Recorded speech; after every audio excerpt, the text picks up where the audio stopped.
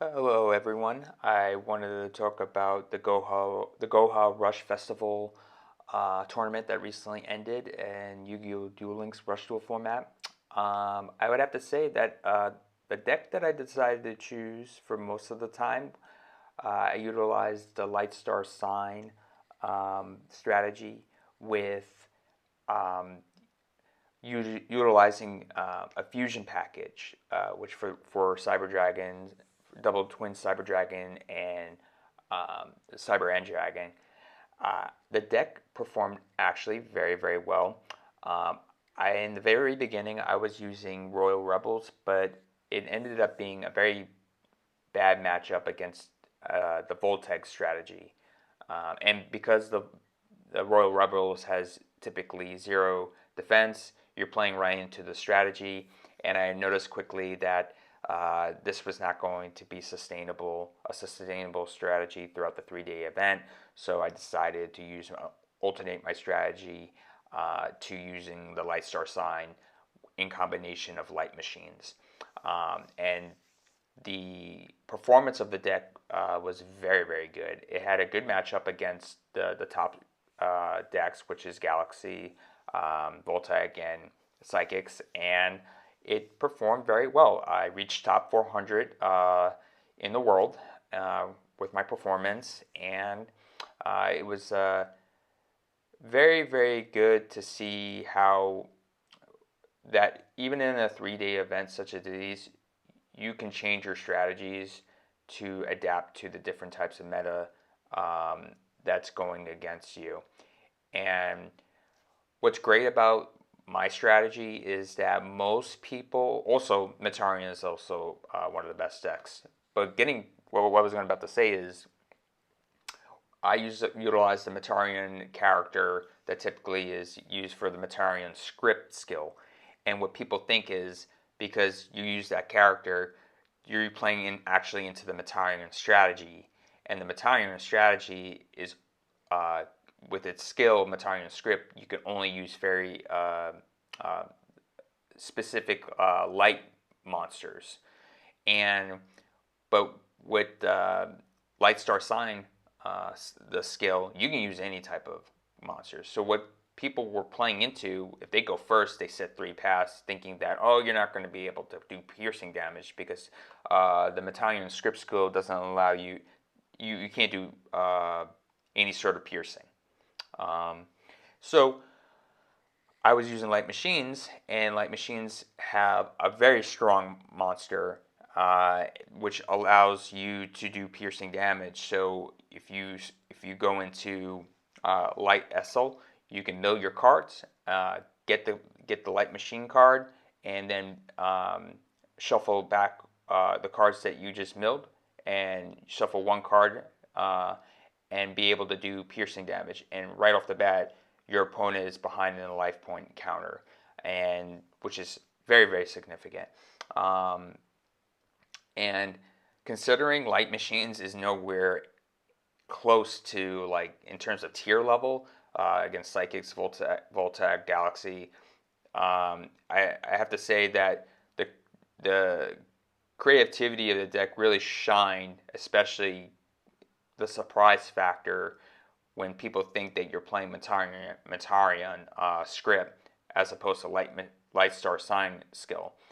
And on top of that, you can utilize Ancient Gear Golem, and that card is so, so strong. The fact that you have 3,000 defense, 3,000 attack, you can go first with it, you can go second with it.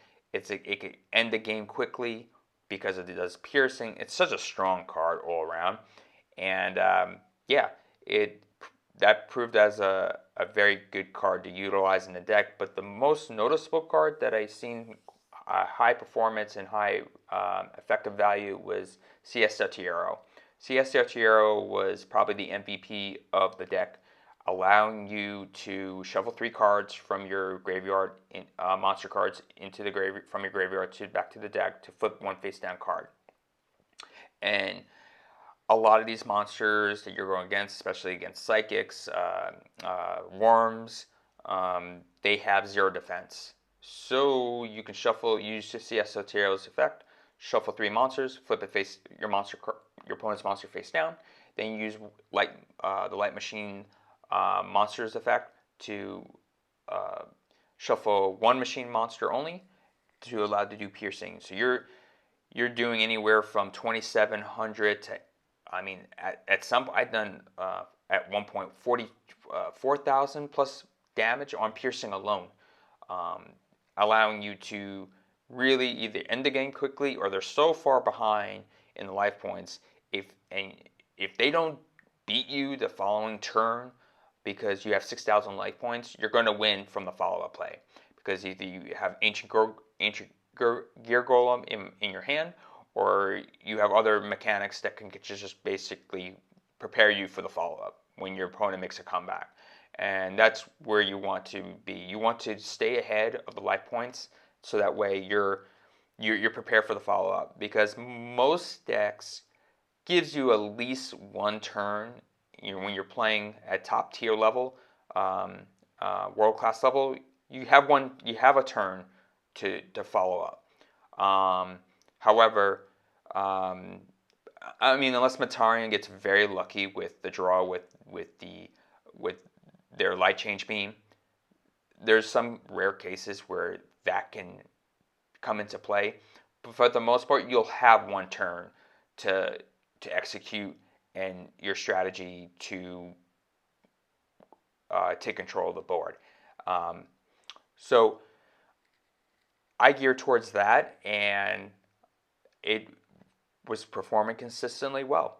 And I really am thankful that I decided to making sure to have a couple diverse strategies in preparation if my main strategy doesn't work for my deck theme, because I love Royal Rebels, the deck itself.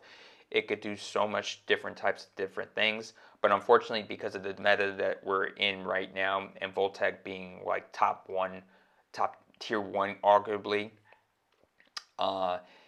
they could do 4,000 piercing right off the bat, and then on top of that, they have a skill where they can mill their monster, get piercing for their vanilla monster, and they can just continue to just do piercing. And it's such a tough matchup to play against. So that's why I decided to change the strategy. But the deck itself performed extremely well. So much good momentum and things accomplished in this year going into next year. I can't complain at all. I had my best result here in this tournament in comparison to last year's tournament for Goha Rush Festival. So everything has improved.